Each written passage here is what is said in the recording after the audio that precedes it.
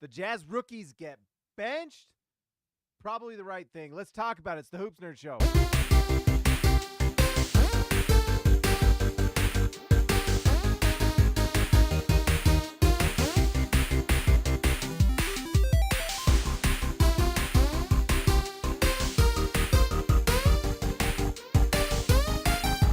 All right, guys, before we get into this, let's give a shout out to our sponsor, Prize Picks. Use promo code Prize Picks or use promo code HoopsNerd at prizepicks.com and they will match up to $100. Go to prizepicks.com and you'll support the channel. It's free money right now.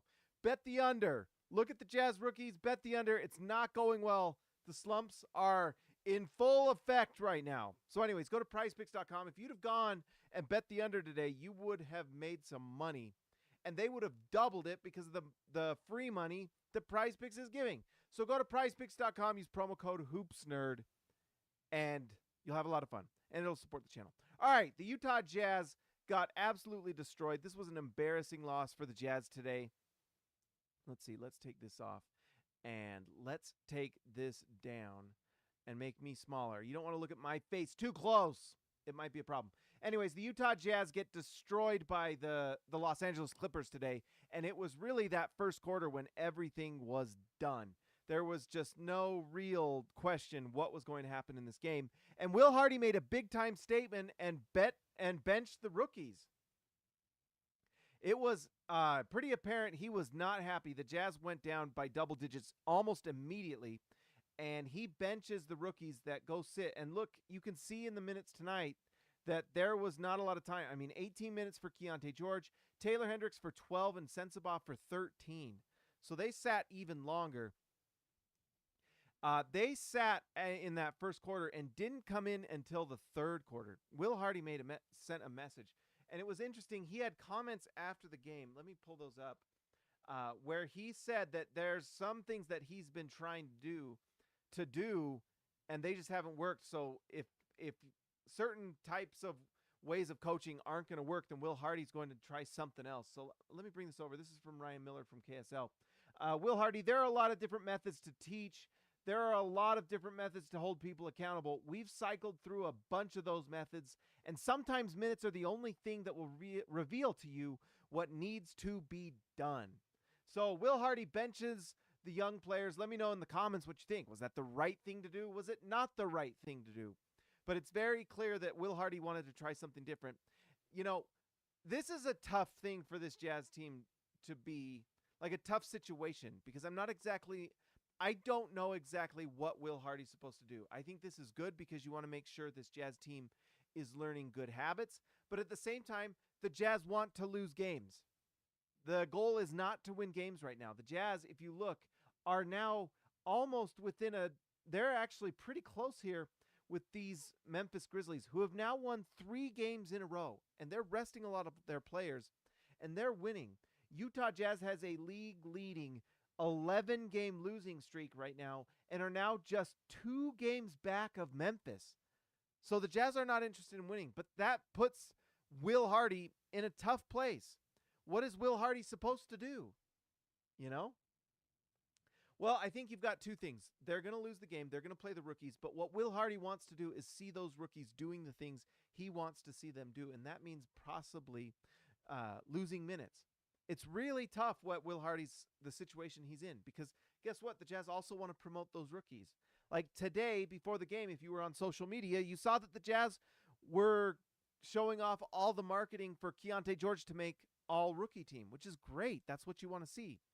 But they're also not playing particularly well, and the Jazz are in an 11-game losing streak. So it's a catch-22. It's a literal losing situation for Will Hardy to be in, and these rookies.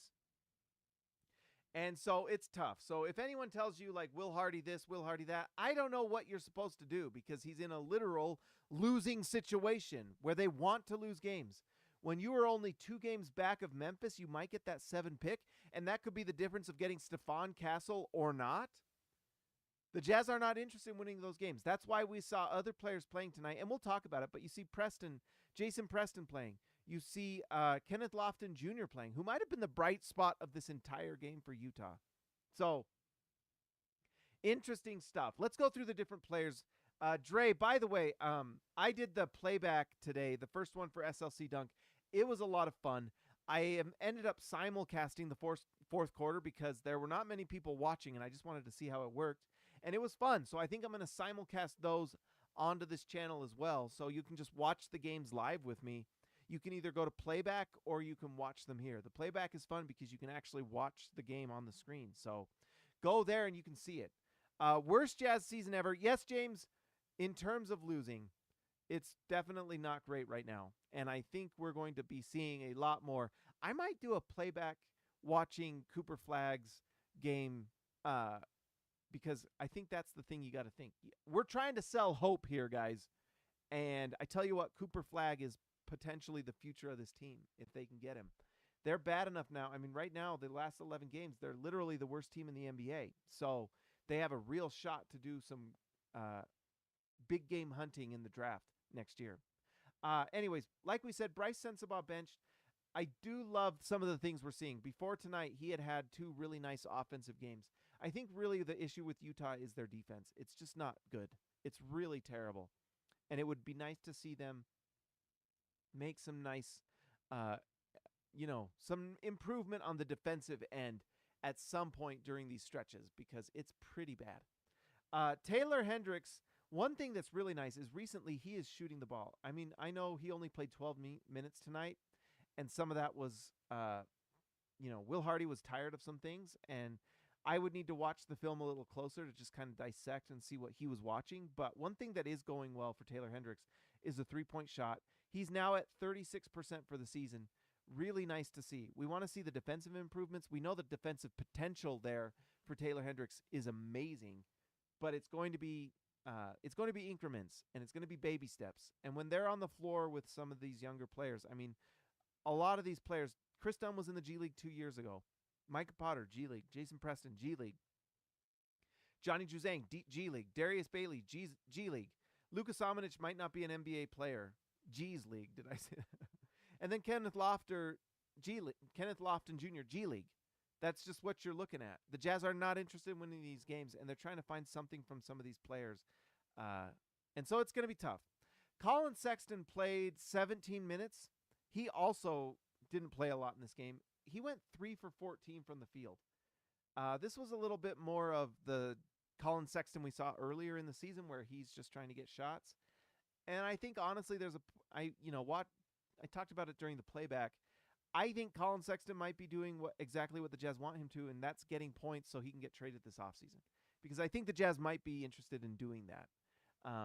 I was actually talking to Milo during the game, former Utah SLC Dunk, not Utah Jazz manager, SLC Dunk manager. We were just talking a little bit during the playback.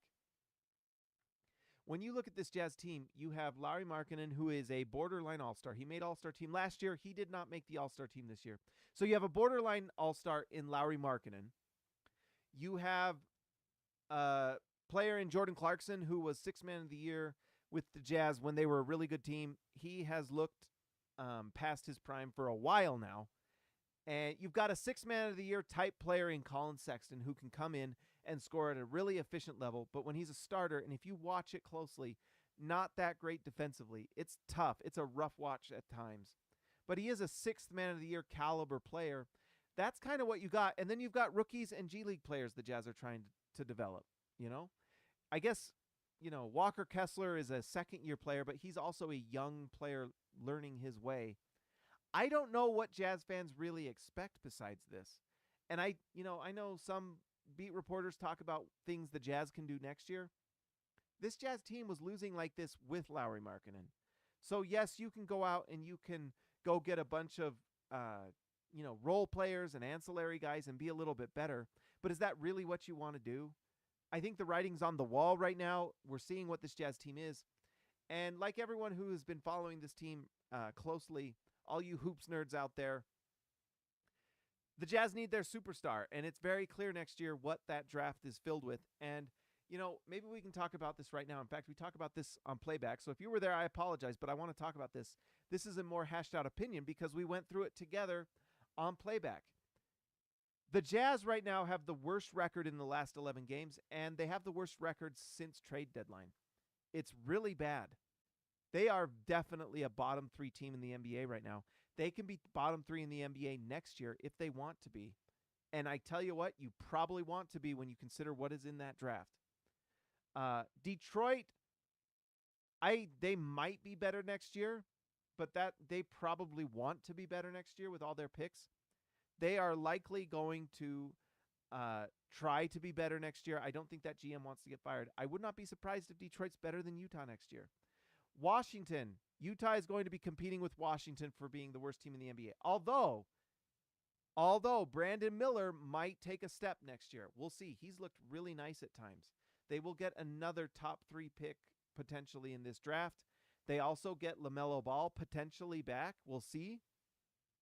And they have Miles Bridges, who, is a solid NBA player. I don't like him off the court. He's terrible, but he is on the court, an NBA rotation player.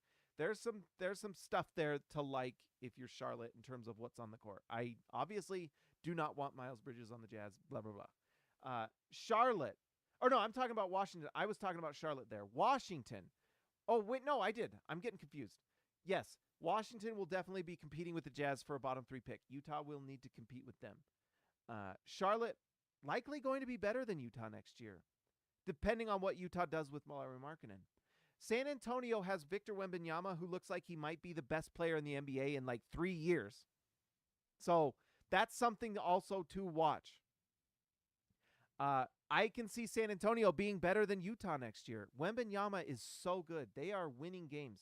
In fact, look at this. San Antonio is 5-5 in their last 10. So interesting stuff. Portland may be competing with Utah next year, but look, they've won 2 in a row. I'm sure they'd like to be better at some point, but they may be more interested in a superstar in that draft than anything. But they're going to be playing. They still have like Jeremy Grant and all these guys. DeAndre Dominatin will probably be playing next year. They could potentially be better than Utah. Toronto, they're going to play Scotty Barnes next year. And so I just have a hard time seeing them not be better than Utah. And this is all kind of dependent on what the Jazz do this offseason. They can be bottom 3 if they want. They can get Cooper Flagg. They 100% can. Even with Markkanen, you could argue. Memphis is going to be better. By the way, Memphis has won 3 games in a row. They are going to get Ja Morant back, Bane, all these guys. Jaren Jackson Jr. is playing, and they're winning games. And so they rested all their guys tonight and still won. So Utah's going to be a bottom 3 team next year. They can ensure that happens with a trade of Lauri Markkanen. And then you get your chance at superstardom. And I think that's what the Jazz are going to do. James Nelson, championship window in 3 to 5 years, probably. Because the Jazz haven't said they want to be good next year. What have they said? They've said they want to be good as soon as they want to be a contender as soon as possible. That's a lot different than saying next year. And one of the things I learned this year that I got burned on, and people like to remind me on Twitter, is I said the Jazz were going to be a playoff team. Well, guess what? I was listening to a lot of beat writers telling me and telling the world that the Jazz wanted to be good. I ain't doing that again because I could have gone off my own insight, but what I got to do is go off of what I see and what the Jazz are doing and what the players do. I thought the Jazz would be a little bit better because I thought Walker Kessler would be better this year. Walker Kessler has taken a major step back. He just has. That is just a fact. Lauri Markkanen wasn't quite the same player than last year. And one thing we've learned is Lauri Markkanen's game is completely dependent on the players around him setting him up for his shots. And so without Mike Conley, he was not the same player. That should tell a lot of teams out there, if you want to raise your ceiling, go get Lauri Markkanen. If you have a good guard that can set him up, he's going to be awesome. And I wouldn't be surprised if there's a team out there, maybe like OKC looks at Utah and says, hey, we wouldn't mind having Lauri Markkanen. Here's 4 first-round picks, and here's 3 first-round picks. Take your pick, including your pick that you get back, so you don't have to worry. Although the Jazz might not want that because they can just get it anyway if they're bad enough. And they can make even more draft capital. But the thing is Utah cannot become a contender James, the outlaw Jesse James Nelson, they cannot become a contender, a championship contender, until they have their top 5 potential guy, at least their MVP caliber guy. You just can't do it. Even the Knicks are somewhat championship contenders because they have a potential MVP in Jalen Brunson, right? They have that guy. Now, I don't think the Knicks are legit championship contenders, but they're at least in that conversation. Utah's nowhere near. Lauri Markkanen is not on the same level as Brunson because he's not a guy you can kind of build around. Everything has to be set up for him to hit shots. Do you really want to set up your team based around getting one catch-and-shoot three-point shooter the ball? It just doesn't make sense to me. So that's why I think Utah's doing this next year. And I know it sucks. I know losing sucks. It's not very fun. Not a lot of views on the YouTube channel for a losing team. I'll tell you that right now. Not a lot of clicks on SLC Dunk. Not a lot of plays on playback for a team that's not going to win a lot of games. But I tell you what, in 2 to 3 years, there's going to be a lot of views. You know what's going to get a lot of views and a lot of excitement for Utah and what's going to change the culture? When all of a sudden Utah comes into Summer League with Cooper Flagg and everyone wants to see what he looks like. Right? All of a sudden that culture in San Antonio looks a lot different when Victor Wembanyama's on the floor. All of a sudden. Right? You think that culture in San Antonio changes once Victor Wembanyama's on the floor and he's doing what he's doing? Changes pretty quick. Pretty quick. You get a transformational player like Cooper Flagg or someone like that on your team.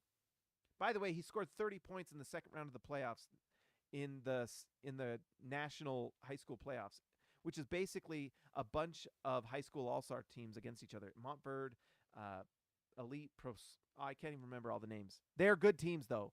You're looking at guys like Edgecombe versus Cooper Flagg versus Ace Bailey versus, these are the best. Dylan Harper, all these guys are out there. They're great. By the way, Dylan Harper won MVP of McDonald's All-American, and he's going to be like 4th in the draft.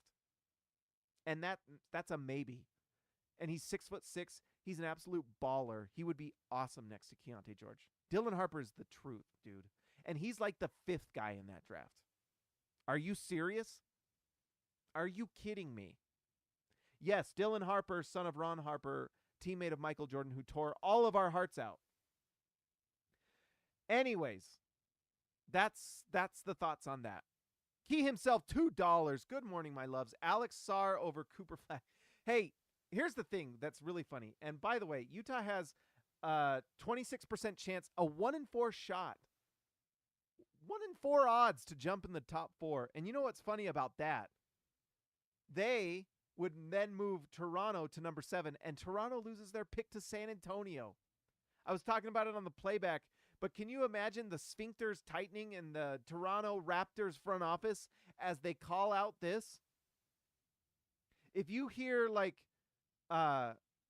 say, how does it work? Like if you see this jump right here and you see Memphis get called when Utah's supposed to be getting called, a lot of tears in Toronto. A lot of tears in Toronto. That's wild. Utah, on the other hand, to lose their pick and convey it to Oklahoma City, they would need 2 teams to jump them. It is almost a certainty that Utah now keeps their pick. So they successfully tanked. But Toronto, by the way, winning 1 game, they probably weren't super happy about that. Oh, there's no way they catch Portland. Utah can still catch Memphis. That's actually something to watch. I'm going to have to update the tank watch on SLC Dunk for that. Let's see here. So, Colin Sexton, we already talked about him. He went 3 for 14, just a really bad night. Keyonte got benched, but he actually came in and played pretty well. He was moving the ball. He had 5 assists in this one. The 5 turnovers likely why he got benched. That's one thing he's just got to figure out. Lately, one of the things we were so impressed with him to start the season was how less turnover prone he was. But now that he's the guy and he's running the show, the turnovers have gone up. We should not be surprised. That's the thing that's going to happen with rookies. You should not be surprised at it. And so that's just part of the development. And he's going to need to play next year. It's going to be interesting to watch. How does he develop? And I think he'll get better. 2 things Keontae's got to get better at. One is just physical strength and conditioning. He's got to get the conditioning so he can be less exhausted next year. And 2, he just needs physical strength because that's going to help him defensively. Before this season, it was impressive what he did where he lost all that weight and got his weight down because we knew he was overweight at Baylor, but that was on purpose. He's been willing to gain the weight to play a certain position. He played small forward at Baylor and then loses the weight knowing that he needed to for his quickness and agility in the NBA. Now the next step is the strength, not necessarily gaining weight, just gaining strength to withstand the brutality of an NBA season. It's just tough. And also just the conditioning. And honestly, some mental conditioning.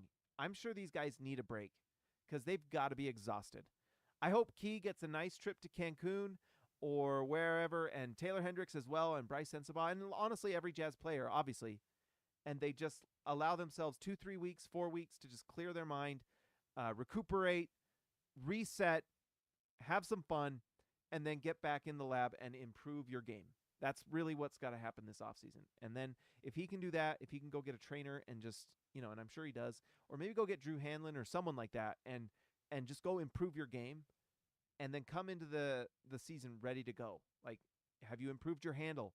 Is your shot more automatic? Are you getting up 1,000 shots morning, noon, and night, knocking those down so that it's like it's second nature when you get on that NBA floor? And so that's what I want to see. We got to see Jason Preston tonight, which was nice, and I thought he played pretty well.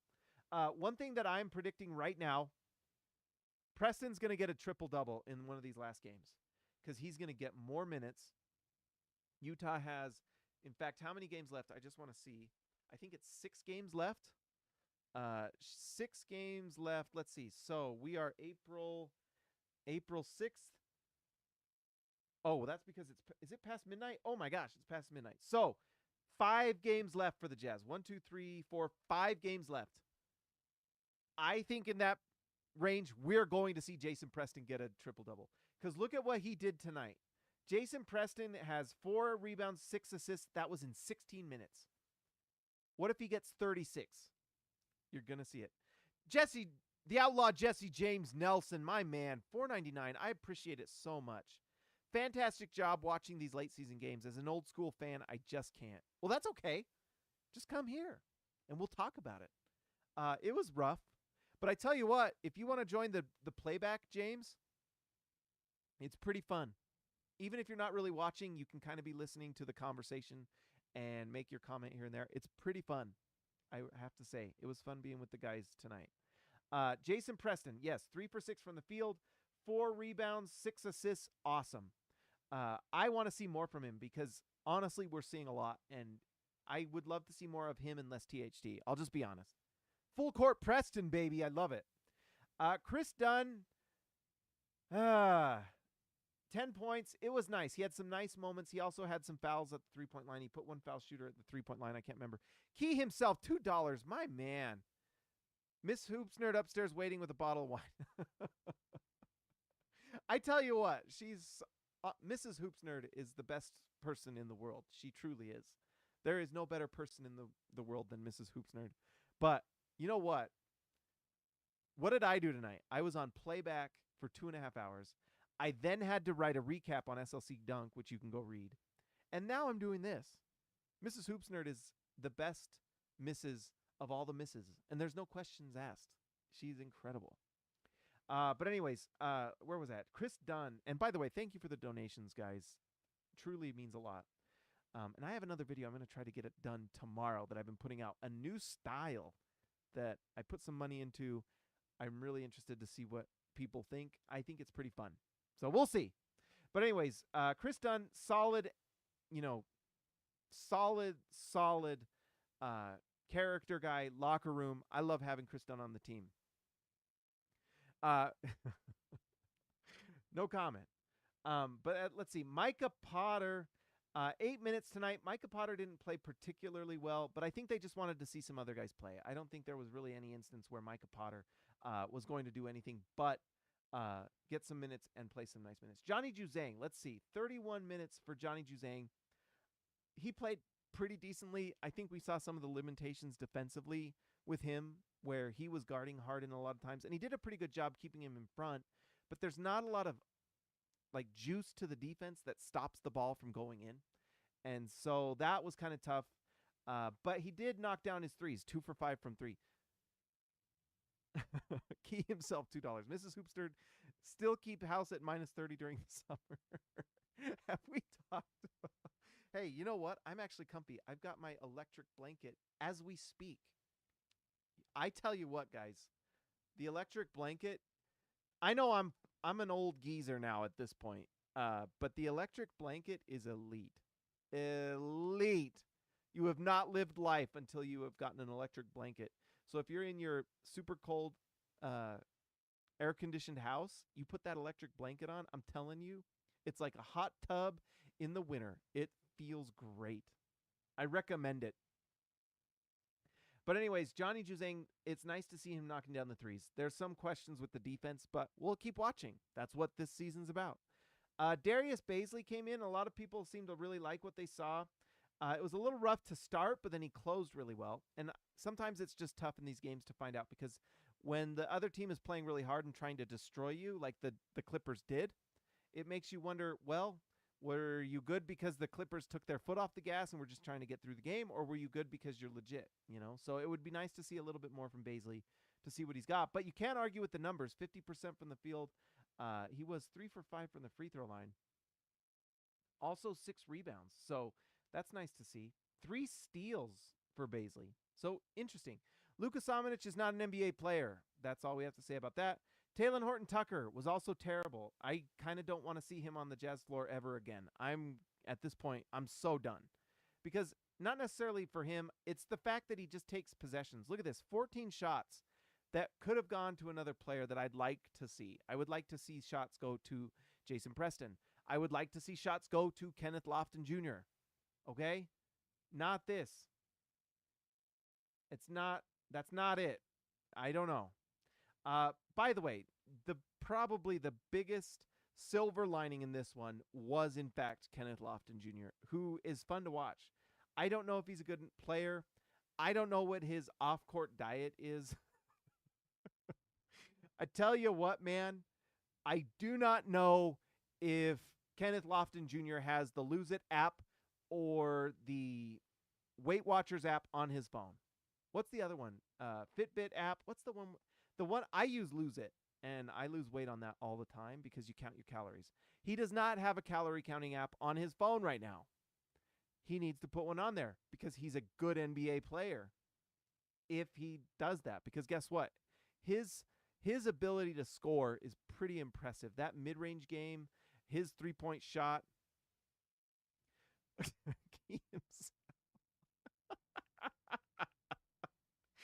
Key $2.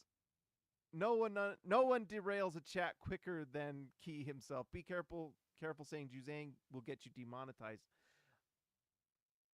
Leave that there. By the way, I've been doing Duolingo. One of the things I really love, personal interest of mine, I'm just going to talk about it.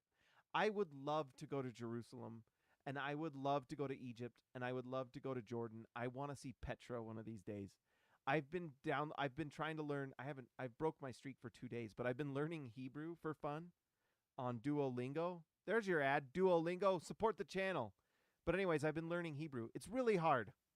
It's really hard. It's a completely different alphabet. They write and read from back to front, the opposite of us. It's a lot of abba, ha, ba, ba, ha, la, la, ba. It's really hard. It's really hard. Abba, Iba, Ima is like mom and dad, I think. Abba, Iba, Abba, I, Ima. Ima, I, Abba. Abba. It's really hard, but I'm getting there, okay? I'm getting there. I'm really trying. So, anyways, that's something I would like to do, but right now the rating for going to Jerusalem on the U.S. government sites is a 3 out of 4. It's not good. I will not be going there anytime soon, but I would love to one day. I really would like to. Let's see. But anyways, Kenneth Lofton Jr., that mid-range is sweet. His ability to score the ball is impressive. In fact, 6th man of the year potential, maybe, because we saw some things defensively. The one thing, I mean, he's not a good weak side shot blocker at all, and he's not super quick, but I tell you what, he's strong, and if you have someone that's trying to back him down, it didn't work, and he actually made some pretty impressive little defensive moves and plays. I was actually pretty impressed, and when you consider his ability to just give him the ball in the post, and go to work, I mean, if he has a guy that's smaller than him, it's over. It's over. His post work is impressive, and his ability to score in isolation, really cool. And he's a good shooter. I mean, tonight, look at this. 1 for 2 from 3, 42% from the field, and these were not easy buckets. He missed one transition layups. This should have been 4 for 7. He should have had 9 points, you know. I'm excited to watch more Kenneth Lofton Jr. I really am. And petition to put Lose It on his phone. Can someone put Lose It on Kenneth Lofton Jr.'s phone? I've lost 10 pounds this year on Lose It. If I can lose 10 pounds, Kenneth Lofton Jr., and I'm not on an NBA court getting NBA exercise, so can you, my friend. So can you. Believe in yourself. Get in the deficit. All right, guys. That's it tonight. Pretty full night for me. All right, let's give a shout out. Or, well, not a shout out yet, but let's pull up the music, actually. I keep bringing this over here, and you guys get to see my folder structure, which is the most garbage folder structure. Let's see. Let's pull this up. Let's get the music started. Why don't we? All right. And I might just lower this just a little bit. We don't want it too loud, but we want it to be there. All right. So, as we always do, since the Jazz are in the lottery, if the season ended, if the lottery was today, what would happen? Let's see here. Uh-oh. San Antonio with 3. Charlotte goes up 1. Detroit drops 3 places again. Pure sadness for Detroit. Utah stays at 8, which gets them Jacoby Walter. I would take Cody Williams over Jacoby Walter, just because I think the Jazz need more defensive talent. All right, let's give a shout out to our All-Stars tonight. I got to pull this up. I was lazy tonight. Dang it. All right, let's pull this up. Let's give a shout out to Ryan Perry, the legend, Nathan Butnett Burkhardt, Fly Eagles Fly, Platinum Eagles. Let's see. The Real Deal, Lars Jarvinen, Just Buckets JB, Baby Elliott Matson, Christian House Money to Haas, The Outlaw Jesse James Nelson, Ezekiel Raicibe, The Man from Down Under.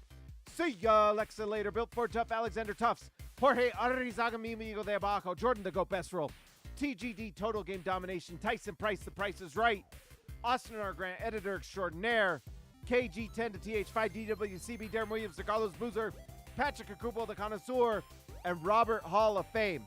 Guys, go to Playback, subscribe to the SLC Dunk Playback. Go search SLC Dunk and you'll find it. That's where I'll be next game live. I'll also be here if you just want to follow along. This was a lot of fun, guys. Go to Playback, subscribe to that, like and subscribe to this channel. I will talk to you next time.